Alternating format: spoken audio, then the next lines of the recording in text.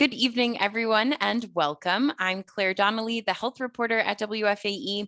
Thank you for joining us for WFAE Live, a series of conversations on issues important to the Charlotte community. Support for WFAE Live comes from our listeners and our viewers. Today, we're kicking off our week-long mental health series, where we'll discuss various aspects of mental health, like resources and treatment. WFAE's Charlotte Talks had a show introducing this series this morning, which you can find on WFAE.org. July is National Minority Mental Health Awareness Month, which was created to help close the gap in mental health care for people of color. The observance began in 2008 as a tribute to the late author and mental health care advocate, Bebe Moore Campbell. Today, we'll focus on mental health and stigma, particularly in communities of color, and how to address and overcome that stigma. Now, I'd like to introduce the three guests we have joining us today. Felice Hightower is a licensed clinical mental health counselor specializing in helping individuals, couples, and families to resolve problems that prevent them from having fulfilling and long-lasting relationships or from experiencing the life they desire and deserve. Thank you for being here, Felice. Thank you.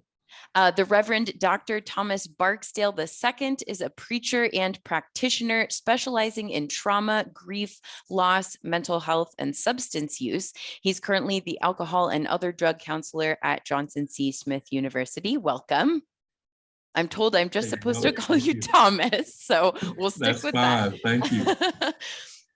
And Fonda Bryant serves on the State Board of National Alliance on Mental Illness NC, or NAMI NC. In 2020, she started her own foundation called Wellness Action Recovery, Inc. It's a nonprofit organization focused on mental wellness and recovery. She volunteers with various mental health advocacy organizations and is also a certified Question, Persuade, Refer suicide prevention instructor, mental health first aid instructor for youth, and an NC certified peer support specialist. Hi, Fonda. Thank you for being here.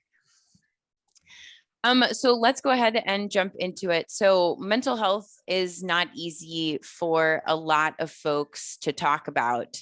I'd like for each of you to talk briefly about stigma and what are some reasons you've heard from people, particularly people of color, about why they were maybe reluctant to seek mental health care and why we treat mental health differently than physical health. Felice, do you want to take that first? Sure. So I believe the conversation has to start with us individually. We have to really take a step back and think about our own stigmas about mental health and how we grew up. And coming from an African-American background, a lot of times we took things to God. Our faith is very, very strong. And so we don't need a therapist if we take things to our God and our creator. And so that was big. And that's another reason why some people of color still don't necessarily feel comfortable going to see a therapist. Also, the lack of education around mental health, right? People really just don't know. And so what they don't know, they fear. And if they fear it, a lot of times they avoid things or they stay in denial. Another reason could also be fear of being ostracized or alienated from loved ones and friends who you don't want to be alienated from because you don't want to be considered the crazy one, you know, for lack of a better term, or fear of losing a job or an opportunity. So those are just some of the things. And just recently with our mass shootings, right? A lot of times people correlate mental health to tragedies such as that, when a lot of times, I mean, it may play a role, but it's not the reason why a lot of those tragedies occur. So people, there's so many and various reasons why there's a stigma around mental health, and there's no timeline, right? There's no guaranteed timeline that you can say somebody should recover from a diagnosis that you would have and be able to do so in a physical issue with a sprained ankle or a broken ligament or something. And so those are just some of the few reasons for stigma, in my opinion. Thomas, would you like to jump in there? Yes, Claire, Felice, excellent. Totally agree with everything Felice said. Also in Black and Brown communities, we also see, Claire, this notion of if I have a mental illness, somehow I'm inferior or weak.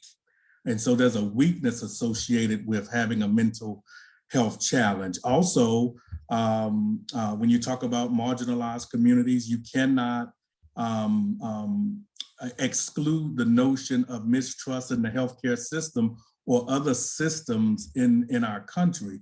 So systemic racism, disparities in healthcare, access to doctors and mental health professionals that look like Brown and Black communities are all barriers of entry. And then the basic insurance, right? And so mental health and this community, it fosters the narrative of other things or other disparities that already exist in our country. And so to Felice's point, it's not if and, it is both, right? And so we have to help destigmatize this narrative by having the conversation. And it starts with looking at myself. Do I trust the doctor? Will I go to the doctor?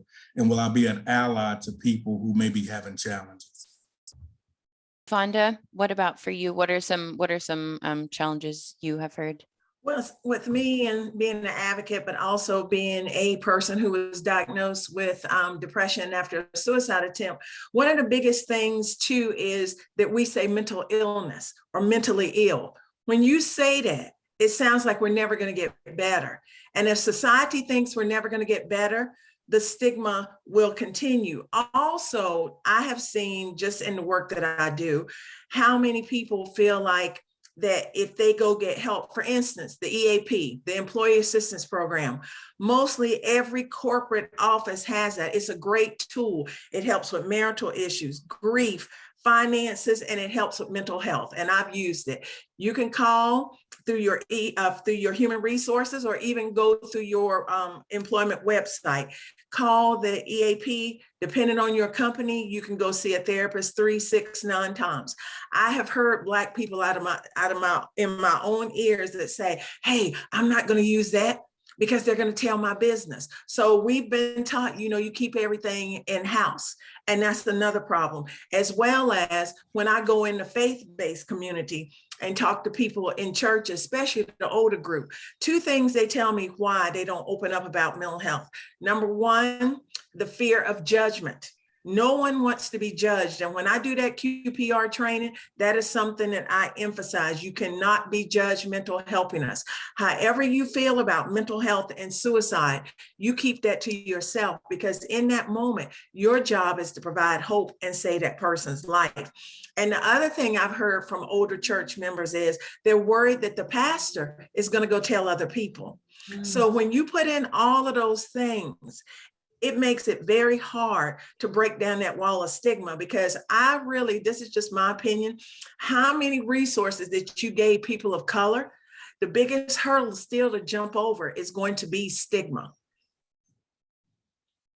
Yeah, I'm glad you mentioned overcoming it. I think that overcoming stigma, I wanted to ask you all as well, what are some ways that your organizations and that you in your work are working to overcome that stigma? And whoever would like to jump in first, feel free. Okay. One of the things that I do is I always, because in the Black culture, we've always had the diabetes and the hypertension. So sometimes I have to fool people a little bit, and I'll just ask them, I said, if you had diabetes or hypertension that runs rampant in our culture, would you go get help? Oh yeah, I'd go get help. Would you take medication? Yes. I said, yeah, mental health is no different. We have got to get people to see that mind and body are one, that mental health is health, and mental health is physical health, because the brain is an organ.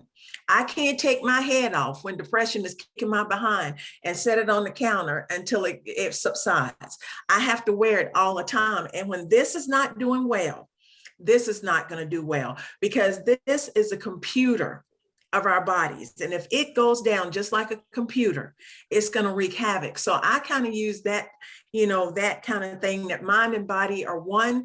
And that if you would go get help for diabetes or hypertension and get back on the path of wellness, we can do the same thing with mental health. We have to let people know we can recover and we can get better. So anything to add? Yeah, go ahead. It sounds like Fondra is my soulmate in that, because I do. I use those examples perfectly. And she stated it well. And also, we have to talk about it. I remember growing up, I told my friends, we never talked about mental health, ever. It was never mentioned. It was never talked about. I don't even think we knew it existed. I mean, just to be honest. And so now it's the talking about it, right? You have to talk about it over and over and over again. And we have to do it in all of our circles. We have to do it with our friends. We have to do it in our church groups. We have to do it at work. We have to talk about it. So, because when you do that, you give people the permission, right, to also talk about their issues and their concerns. And when they know, and judgment free. You have to let people know, I don't judge you because you're going through something right now, and that you will recover. And so just open, judgment-free dialogue, that's where I'm at. Like, just allowing people a welcome, judgment-free space to just be, and to know that they can come with all of their stuff. And so I hope that's what I offer my clients. Well, I totally agree. We are from, Claire, African Americans are from the oral tradition. When it was against the law for us to read and write, we told the story through our oral tradition. We told stories. We sung and did music based on the oral part of our African ancestry. So telling the story, normalizing mental health. I was just at John C. Smith with the golf team, working with those males, and did a mental health check-in. And I use their own tradition in golf. And I talked about, Claire, this notion that a good golfer uses the same approach before he or she hits every ball. Well, such is the same way for our mental health and our wellness. Listen, 50% of the United States adults are going to have a mental health challenge, right? So we talk about the church. I'm part of the ecclesia, clergy, pastors, changed and pivot to go live stream so they can continue to worship in COVID. It is just as necessary that faith-based communities talk about it. That may require our pastors, our clergy, and laity alike to go educate themselves. Normalizing. Think about Kevin Love, Michael Phelps, Simone Biles, when she did one of the vaults, Felice and Fonda, you may remember, she came down and told her coach, I don't trust myself. Mm-hmm. How many people don't trust themselves right now, who really just want somebody to journey with them? And so it's incumbent that we, as mental health practitioners and clinicians, try to normalize this challenge. And I love what my two panelists said. It's treatable. It can overcome this. Felice, I wonder what you might tell clients, or how you might suggest that they approach folks who are not open to discussing mental health with them. Obviously, there are people of all races who struggle with stigma in their own families, in their own social circles. Where can folks turn if that's their situation? So first, you have to honor where people are, right? And so sometimes you can't force yourself in a conversation that people are just not ready to have. But what they can do is you can be a model for it, right? And so if you are having your own experiences, you can just be transparent with those people and say, hey, I'm going through something right now, and this is what I'm doing, and this is how it's helping me. And just slowly sharing your story and experience with loved ones who are not ready. But when they see, oh my gosh, so you mean you've been really sad sometimes and anxious and fearful, and you spoke to someone and now look at you. Yes. And so that's a way of just being a model of what it's like to go through something and to seek help and what it can do for you. And then just planting small seeds, right? Because you having the courage to plant the seed about mental health starts it all, because somebody's going to come behind and water that seed. And then eventually people will start to open up and recognize, you know, it's okay. It's okay to need help. It's okay to reach out for that help, and it's okay to get that help. And so it's just the process, and you have to be patient with the process. Is there anything either of you all wanted to add to that? You know, for me, when I'm talking to people, you know, to get out here, is I tell people all the time, you really are very vulnerable to a certain degree, because when people have those views on mental health on the negative side, you hear it or you see it. But I have always never been ashamed. I've never been ashamed of my mental health condition, because I knew from the get-go it was physical. I knew it was. So I've never been ashamed. So for me to be able to get out here and share my story hundreds and hundreds of times, including when I train, I know that by doing that, I'm showing a face. I'm showing a face that, hey, I'm not ashamed. I'm showing a face of, if I can get through it. And I tell people all the time, 27 years ago, when I almost died by suicide, I never will forget. My mom, I don't smoke, drink, never done drugs. I was diagnosed with clinical depression. My mom is remarried and lives in Savannah, Georgia. If I would have had a heart attack or a stroke, she'd have been on the first thing smoking to North Carolina. But because it was a suicide attempt, because it was a mental health condition, she didn't come. And just like they were saying earlier, we don't talk about it. I only found out that depression ran in my family when I almost killed myself. And the way that people of color and Black people view mental health, it almost killed me 27 years ago, and it's killing us now. We have got to do a better job of breaking down those walls of stigma and working together, because if we don't, the suicide rates will continue. People will continue to suffer in silence, self-medicating, all of those things, because I always tell this to people, death is the ultimate with an undiagnosed or untreated mental health condition, but there are other things: poor decisions, bad judgment, incarceration, and self-medicating. And all of those things, just like that little gremlin on the Mountain Dew commercial, once he got a hold of that Mountain Dew, he just was all over the place. That's really what mental health can do to you. It will get worse, just like diabetes, hypertension. If you don't take care of it, what's going to happen? It's going to get worse. Same thing with a mental health condition, same thing. Thomas, did you have anything to add on that? Yes, Fonda and Felice, we have an enormous opportunity to educate, particularly our young people. I mean, let's consider, close to 1,100 college students commit suicide a year. You're talking about over close to 1,800 accidental college deaths just by alcohol, whether a student was intoxicated and fell out of the dorm window. So we have, it is, especially coming out of COVID, or I would dare say, Claire, still in COVID, we have some unique opportunities to normalize this conversation. And we can do it in a non-threatening, safe zone, judgment-free way by continuing doing what we're doing today, telling the story. Then we use our heroes and heroines to help us tell this story. That there is no shame. I mean, Fonda and her experience 27 years ago will illuminate somebody's life today to go seek help. Think about it. Baldwin said that you can't fix what you can't face.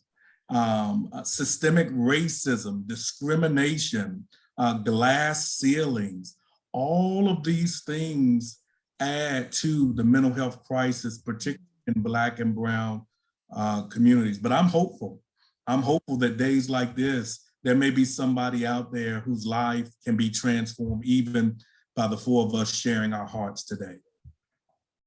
And we should say here, we are going to be talking about suicide. If you or someone you know is having thoughts of suicide or is in emotional distress, the National Suicide Prevention Lifeline is 1-800-273-8255 or 1-800-273-TALK. You can also text the crisis text line by texting hello to 741-741. Fonda, you started to touch on this, but if you're willing, would you please share your story with us as a suicide survivor? Sure. 27 years ago on Valentine's Day, 1995, a day of love, and everybody's getting flowers and candy, I was planning my suicide. And what I always tell people is that we don't want to die. We are in tremendous pain, and that is the truth. And it's not just in our head. It's from the top of our heads to the bottom of our feet. So I was a pharmacist tech at Carolinas Medical Center. I was going on in my 5th year. I thought I was doing well. My son was 12 years old. We had a nice place to live. I was going to school part-time. Everything seemed okay when depression hit. And one of the things I always tell people is, again, it's very physical. I wasn't eating. I just wanted to go to sleep. I would go for days without eating to the point where my stomach shrank. And then when I'd eat, it would hurt so bad. Also, I tell everybody, if you're from the South, pretty much everybody's had molasses before. And molasses are thicker than honey. They're thicker than syrup. And my grandmother used to make these great firm biscuits. And you would scrape the biscuits because you would mix the molasses and butter together. And then you take the biscuit and go across the molasses. It was so thick, it would break that biscuit. And then you'd have to take a fork and use great effort to put it on the biscuit. That's what it felt like I was walking in. I felt like I was walking in molasses, that every move I made took great effort. Depression is the #1 debilitating disease in the world, and I can attest to that because it is. It also is a #1 disease that can cause us to die by suicide. And so for me, I took great pride in my appearance. I would put my makeup on every day, have my clothes ironed. When depression hit, didn't even do that. People started noticing I'm very outgoing, very talkative. I was withdrawn. And then my work suffered. My work was suffering. So people started to notice. My assistant director of pharmacy came to me one day and she said, "Fonda, what's going on with you?" And I couldn't answer her. I was just tired. I would go home and go to sleep in my clothes after I helped my son. And then one time I remember going to sleep in my trench coat. That's how tired I was, and it was getting worse. And one of the things that when I do the QPR training, I always tell people, isolation is not your friend, especially when you're struggling, because those thoughts can turn into action. And that's exactly what happened. My supervisor sent me across the street to the EAP, to Employee Assistance Program. And when I went across and talked to the therapist, he asked me, what did I do? What was my schedule? I said, I'm working, I'm going to school part-time. And I said, I have my son. He said, we got to get you some help. And I said, help. He said, we're going to send you to a psychiatric hospital. And I did not want to go because, again, getting back to the Black culture and just getting to how mental health is perceived, we're getting a little bit better. Because it only seems like that people perk up their ears and really care when a celebrity comes out about having a mental health condition or someone famous. Everybody else falls to the wayside. We're all crazy. But mental health doesn't care if you got $1 million, you're Simone Biles, you're Kate Spade. It treats us all the same. It treats us all the same. So when he told me I was going to have to go to a psychiatric outpatient, I was terrified because you think about the images you see on television. You're in a straitjacket, hair standing all over your head, and you look deranged and you don't even know what day it is. And that's exactly what I thought that hospital was going to be about. Because I went to a private facility called Cedar Springs, and it's no longer there. Our Office Depot is there. And that's another story for another day. We do not have enough beds. We do not have enough help. So when I first went out there, I was terrified, and I didn't tell anybody because I was embarrassed, because I'm like, I don't want my family thinking I'm crazy. So I went out there and I met with a psychiatrist, and he and I did not get along. He was from Indian descent, where they treat women as second-class citizens, and I'm a Black female. And I don't even like to be called a strong Black female, because what is that? You know, what is that? And that sometimes hurts us too, because we're supposed to always be strong. I always tell people real strength is going to get help. That's right. Recognizing you having problems and going to get help. That's right. where real strength comes from. So when I went there and I went inside the psychiatric hospital and that door closed, my anxiety went straight through the roof. I was terrified. So I went back and forth for about a week. And that's when those thoughts started coming in. You're a loser. You're hopeless. I felt hopeless. Kill yourself. Nobody's going to care. Wesley, my son, would be better off with someone else. And for a while, I kept it at bay. But pretty soon, those thoughts started hitting me hard. And one day I picked up my son from school, and we had an old car, and I'm not materialistic at all, but depression and anxiety are the beat up mental health disorders. Everything, it's like looking through a bottle of water. It distorts everything good in your life. That's what it does. And so by then I said, you know what? Wesley would be better off. I had a plan. He was at school. I wanted my brother to be able to find me. I just wanted to go to sleep. My apartment was immaculate. But before I did that, I reached out to a hero. As you said, I sit on the state board of NAMI, the National Alliance on Mental Illness, North Carolina. I'm in my last term. I've served 6 years. And one year we walked. Our theme was all heroes don't wear capes. And that's what this woman is. My Aunt Spanky, her real name is Kelly, but she goes by Spanky.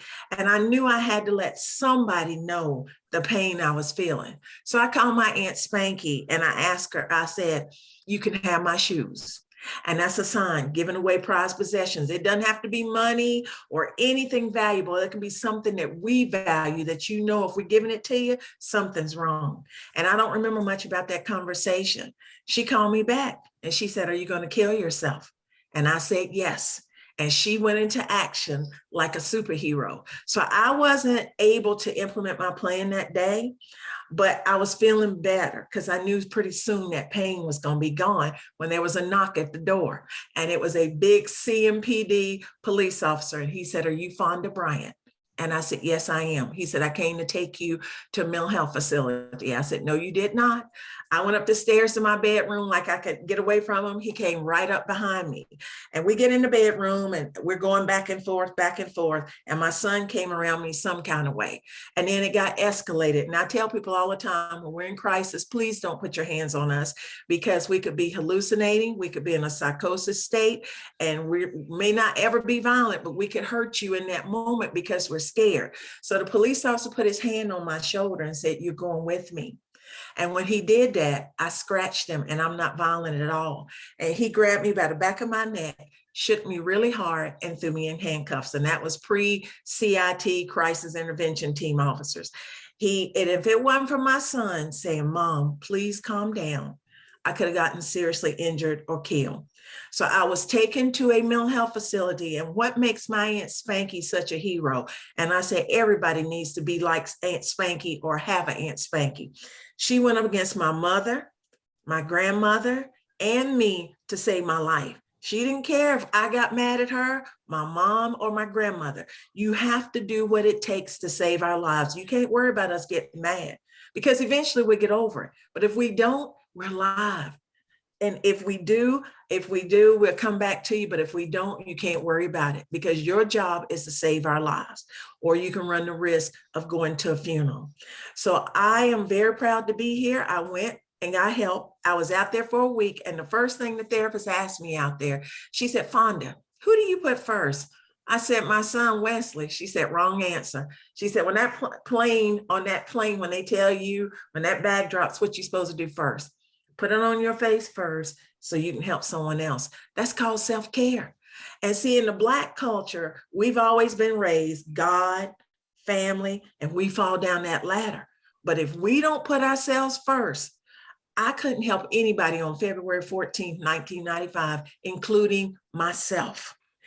While I was out there, I was diagnosed with clinical depression. and you could have knocked me over with a feather. And again, what we were talking about earlier, that culture matters. When I called my mother and told her what was going on, the first thing she said was, you just need to be stronger. And that is the rally cry of people of color. We have got to change that mentality. So when I came out of that hospital, it still was a struggle, and it still is, because I had another attempt in 2014. I thought about it, but it was different this time because I knew what to do. I called my therapist and I joined NAMI. My son came in my bedroom and he said, Mom, you can help people. I know you can. So for me, it is very personal. I know what it's like to feel such despair, no hope. You feel worthless. But if you put in the work, and it's no magic pill, people, it's no magic pill, it's no magic words the therapists are going to tell you. The therapist's job is not to fix our lives. It's for us to take what we need from that therapist, put it in my imaginary, you put it in your imaginary toolbox. So when depression, anxiety, or whatever you're dealing with is kicking your butt, you reach in there and you remember what the therapist told you, or you reach in there and you go to the gym, you listen to music, because at the end of the day, we have to put in the work every single day. So that's why I am so passionate about what I do, because I know we can get through it, but it's no quick fix. There's no easy way. You got to be willing to put in the work and put in the work every single day. I'm glad you, well, thank you for sharing that story, first of all. And I'm glad you mentioned the no quick fix thing. I think that in some ways that is a bit of what makes mental health care so much harder, and sometimes a harder sell to folks, is that there's not necessarily an easy solution. I wonder, for Thomas and Felice, how do you talk to folks, and Fonda, you can jump in here too, about what to look out for, and also how to wrap your brain around the fact that it's not going to be waving a magic wand. So first I tell my clients they're the magic, right? And so they're the magic because it does take the work. And Fonda, I really am going to just move you into my office space. So like, she says everything I say, but it's true, you're the magic. And one of the things I tell them to watch out for is many of the things she shared: increase in sleep and/or appetite, irritability, anxiety, thoughts to hurt themselves or others, intense sadness or fear, lack of focus. You no longer can focus in on the things you normally used to do. You become more isolated or withdrawn. The things you used to do, you no longer like to do those things anymore. You're not as gregarious or extroverted as you normally appear to other people. Difficulty doing regular activities, and overuse.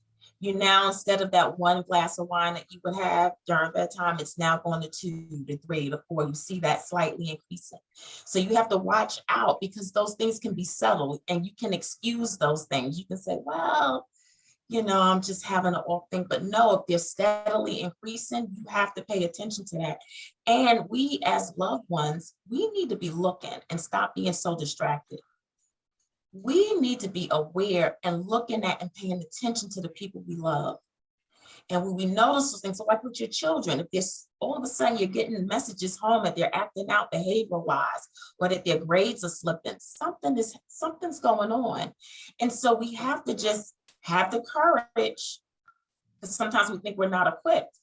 But all you have to do is say, hey, I'm noticing something about you that's different. What's going on? How can I help? How do I support you? It's those little things that we can do that'll make the difference in someone's life.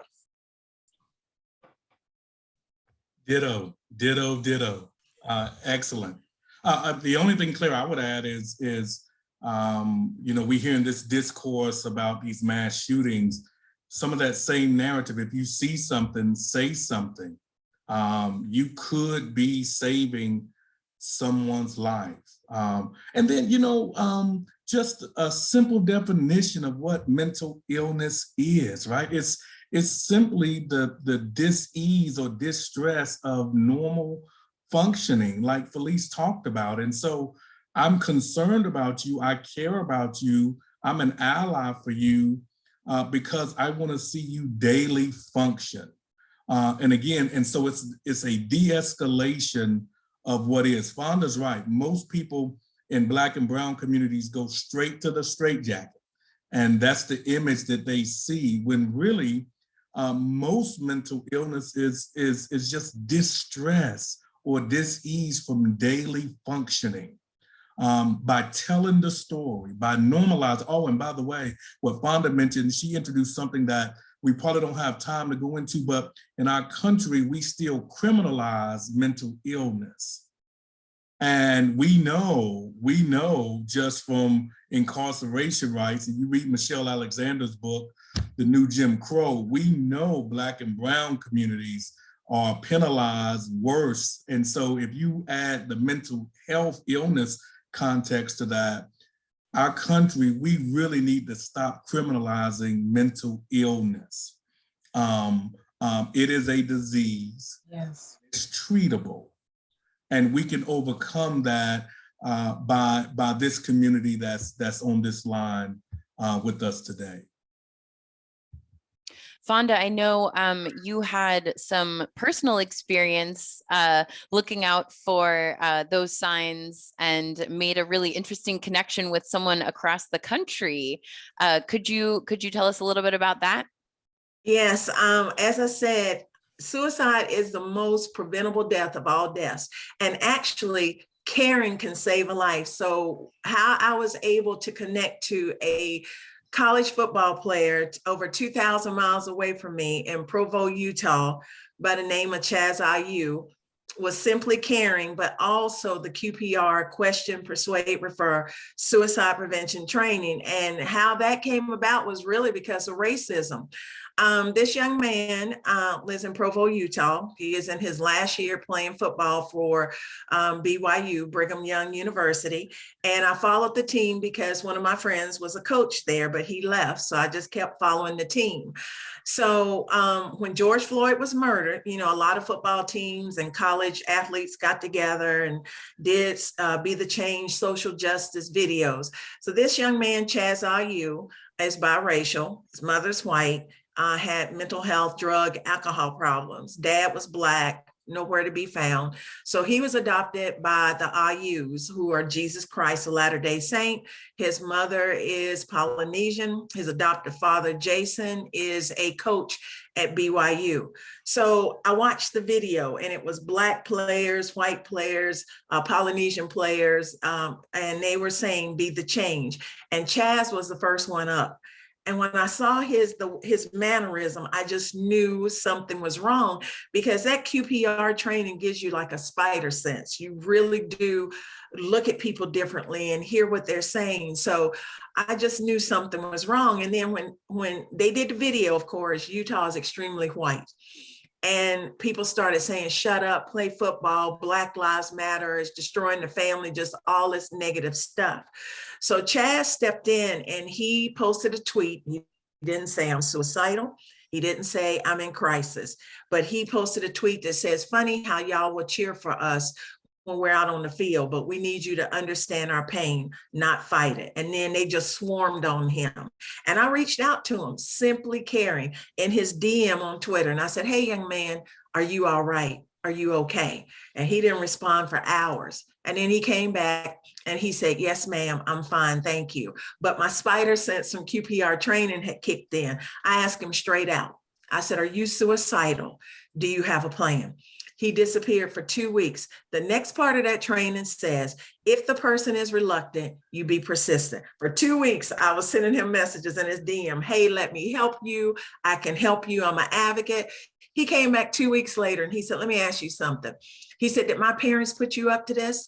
I said, no, because at the time I didn't know his parents. He said, did the coach put you up to it? Talked my coach Stewart. And I said, no, I knew you were in trouble and I wanted to help. He said, well, I could use your help. I deal with depression and anxiety. And we started talking offline, texting. And he told me 2 weeks before I reached out to him, he was planning his suicide. So by simply caring and simply knowing what to do and being persistent, I was able to stop him from taking his own life and help him. And he is in his last year at BYU. And really his life was saved. I came about because of racism, but I also came about by simply caring, and people can just care and help someone through a rough time. I just want to emphasize one more time that the National Suicide Prevention Lifeline is 1-800-273-8255, which is 1-800-273-TALK. Thomas, I know you mentor young men of color. I wonder if you could talk a little bit about how you talk to them. We've been talking a little bit about the stereotype that you need to be strong and grit your teeth and push through it. Have you encountered conversations like that with the folks you mentor? How do you navigate that conversation? That's a great question. That is a population that is tough because we are taught as athletes, as men, to survive at all costs. We know what it means to be followed in a store and innocent, driving while innocent. And so Black and brown young men do face this barrier of asking for help. Think about it. 75% of most mental health manifestations occur before the age of 24. And so young people, college students, high school, middle school students, even I dare say elementary students, is a fertile ground to try to help people, particularly young men. And so what we try to do is in our work, we try to destigmatize by being transparent, by being an ally. I recently shared with the golf team I was talking about at Johnson C. Smith that I cried the other day when my daughter gave me a powerful, touching gift for Father's Day and my birthday or something. And just seeing these college students, these males, hear me say I cried because I was just so touched. But I also was transparent about days when I've had some tough days. Men in particular associate if I need help that I'm weak. And it speaks to those negative tapes that still plague everyday society. And so what we do is we normalize it by sharing. The church, by the way, is a phenomenal place to share. In our men's group, okay? Dialogue and safe zones, free non-judgmental spaces, those things still work. Fonda talked about celebrities, Jay-Z, Kanye West. I think Shawn Mendes recently just canceled some tours because of exhaustion and mental health. So it's here. It's not going anywhere. We do it. If you look at the big picture, Claire, it can be overwhelming. But I tell people where you are, whatever your influence is, you make that impact there. Young men, though, I think the narrative's changing. I think young people, in particular young men, are noticing, wow, watch this, the reduction of social media. Social comparison theory is a phenomenal theory where social media gives the groundwork to compare yourself when really self-care is really what it's about. I'm glad you brought up social media.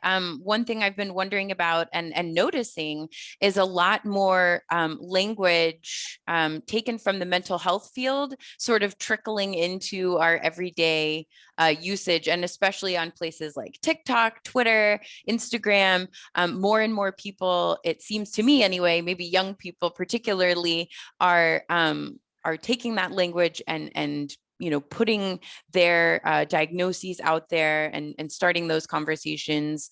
Do you feel like that's a lasting positive trend? I guess everybody can speak to this, or if this is just kind of a fleeting trendy thing right now. Well, this is what I say. I say today it works, let's stay in today. And so we can't go out there too far because we can't predict that. But today it works. Today, someone is going to see that and it's going to help them. And so I'll take it. And I'll take it for as long as it lasts. And hopefully, I'm so grateful for these young people because they're so courageous. They've taken all the things from our past and they're just making things better. And so I'm real excited that they are taking the baton and using it in all sorts of ways, because they are the ones who can reach their own. And so I think it's a wonderful trend, and I hope it keeps up, and I just stay in the present and right now. If it works and if it saves a life, I'm okay.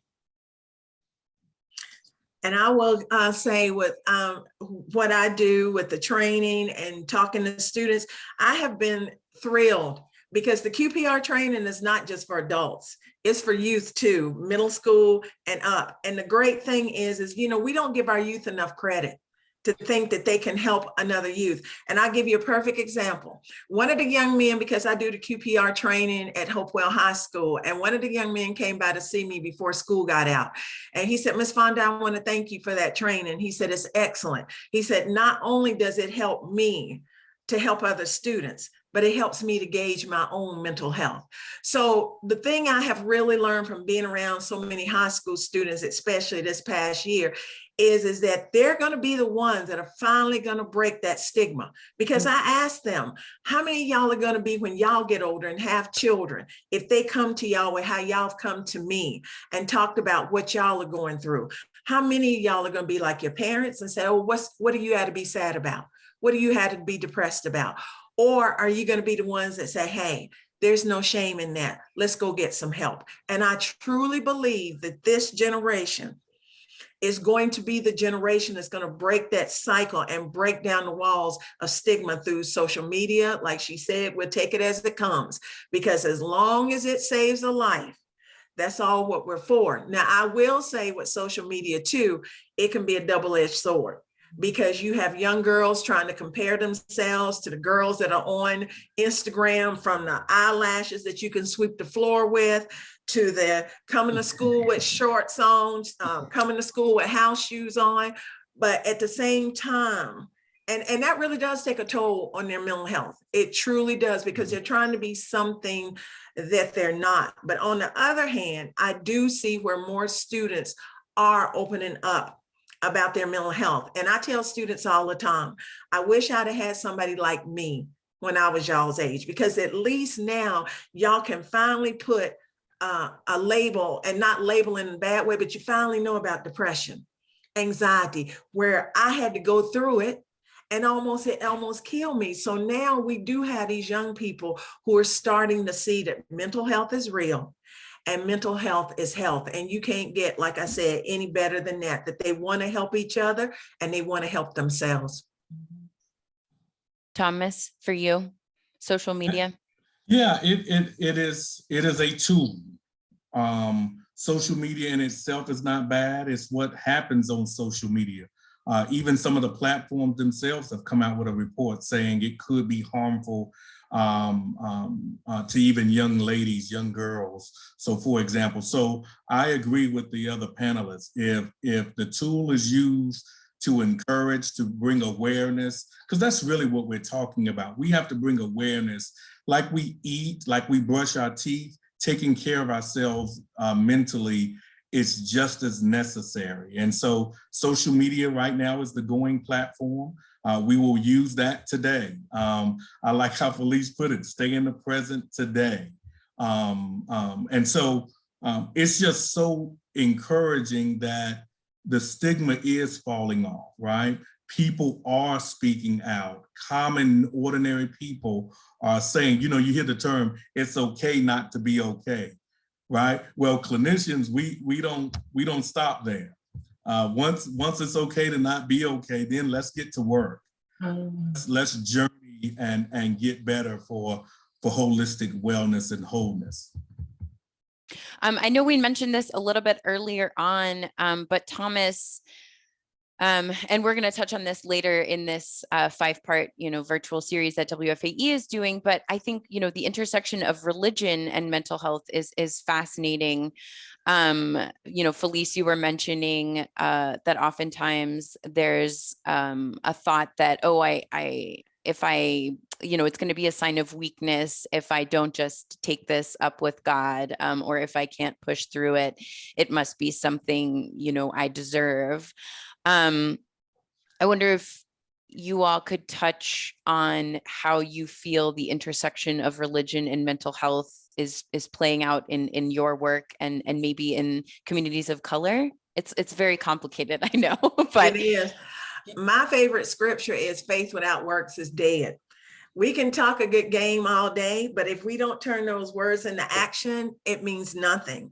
And one of the things too, since I do have pastors that take my training and I'm very proud of them, is I just always let them know, like if somebody was in your office and they had a heart attack or a stroke, if they were having a heart attack or a stroke, you wouldn't hesitate to call 911 and get them help, because you know if you don't, they could die.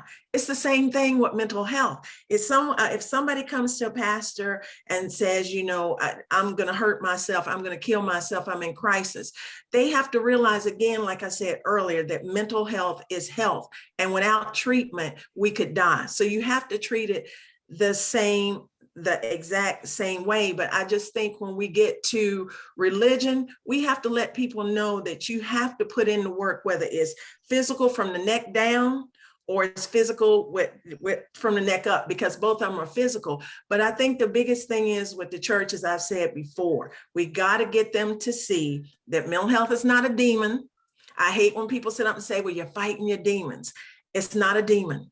And you have to get people to see again that mental health is health, and we got to quit sitting up trying to make it something to conform with what's in the Bible to a certain degree that they feel like that's what it is.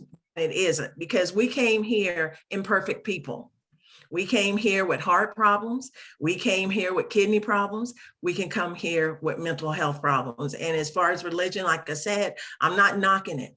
It's great to pray and have faith, but you got to turn that faith into action as well. And one of the things that I do too, because a lot of people might come to my practice as well, knowing that I'm a clinician of faith, I let them know that I'm a part of the body. And as a part of the body of Christ, that is one of the gifts that I've been given. Just like God has given medical doctors the gift of being able to be a part of their healing, so am I as a counselor.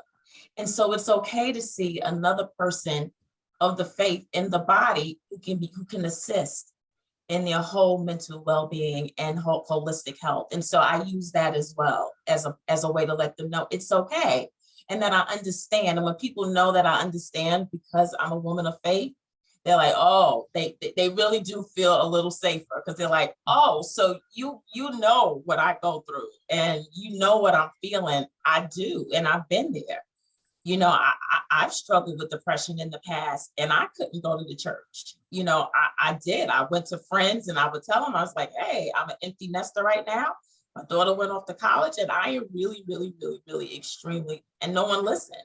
And so we all go through that. And I had to find my own way and path to wholeness and healing. And so, you know, that helps when people know that you can relate to them on a faith level as well, and may have possibly experienced some of that as well. I imagine, Thomas, as a reverend, that's the case for you, or? Well, hey, listen, this is certainly my passion. Listen, the church, particularly in the Black community, has always been the epicenter of our progress. It has birthed the historical Black colleges. It's birthed the civil rights movement. And guess what? The church, the universal church, we stand ready to respond to the mental health crisis. Listen, let me say it like this, Claire. It is perfectly okay to love God, in this case, to love Jesus, and have Fonda and Felice on your speed dial. You can love Jesus or whatever your faith tradition is and have a therapist. Now, watch this though. It does require, to meet this 21st century moment, pastors have to say, it's okay if you don't know the answer. Let me encourage all the clergy that are listening. You don't have to have the answer, but guess what? You may put in your budget next year to hire a trained clinical professional, okay, that can help your congregation. We're not going to give up on the church. We just have to use ministry. Listen, Ezekiel in the Old Testament is considered a schizophrenic prophet.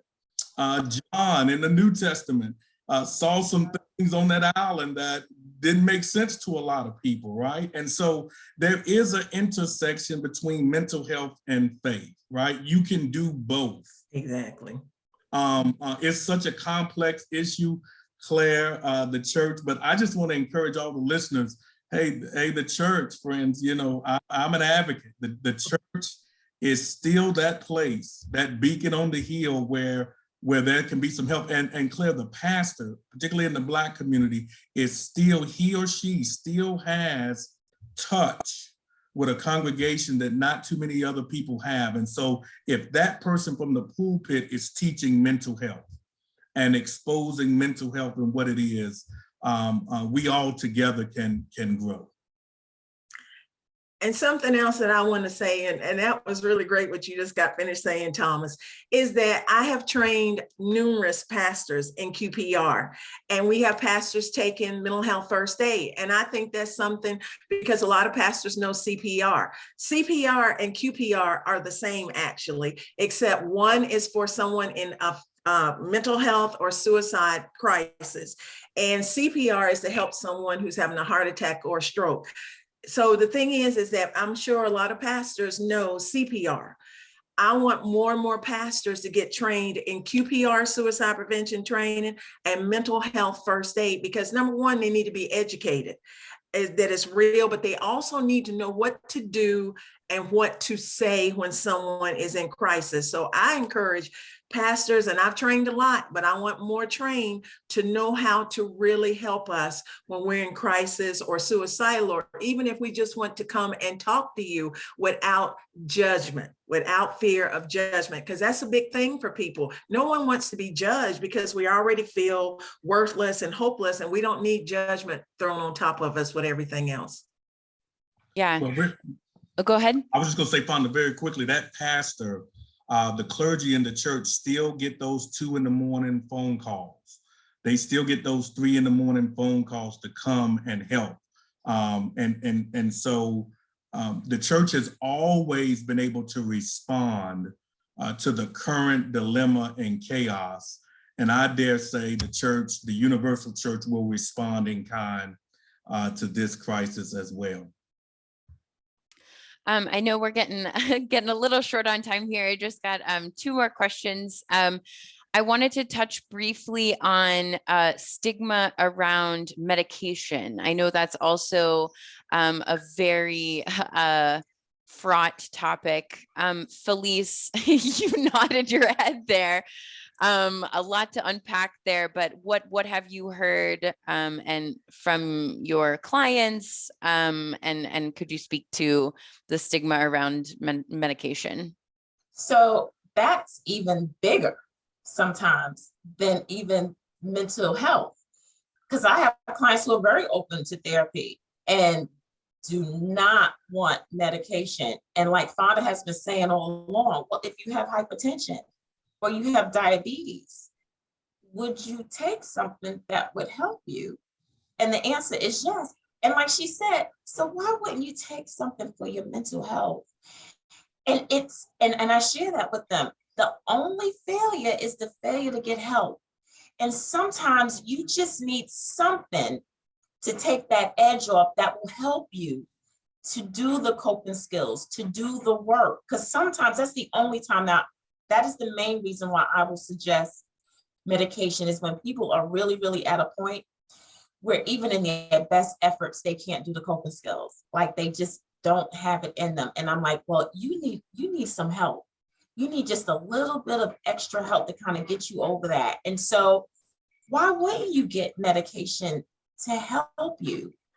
And it can be temporary, because they're like, well, it's going to be forever. No, because you're saying that you've committed to the work. And so just like with people with hypertension, that's preventable too. You can get off that high blood pressure medication if you do the work, if you exercise and you watch your diet and nutrition for a lifestyle, right? Because it's forever.